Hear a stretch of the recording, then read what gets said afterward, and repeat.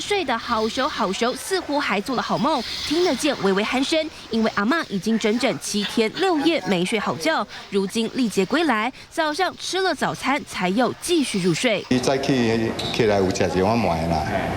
阮甲问看伊敢捌我，伊完了拢知影我什么名啦。实在饿了，阿嬷终于进食，一口气吃了1碗粥，才又昏昏沉沉睡着。家人说阿嬷平安归来，实在万幸。但老人家独自在深山野岭度过了7天6夜，手指甲更因为在山区攀爬而断裂。这样那个没有什么眼神啊，这样好像看就知道了，很惊吓了。77岁黄老阿嬷从嘉义到彰化亲戚家做客，14号独自走到附近山区，就此失踪。但过去7天，阿嬷在身上发生什么事，遇到什么人，还是无法清楚表达。清醒时只能张嘴读她的唇语。不过对家人来说，只要阿嬷平安就好，住院观察，家事一切稳定，就能回家结束这场迷途惊魂。记者詹品宏 SN 小组彰化报道。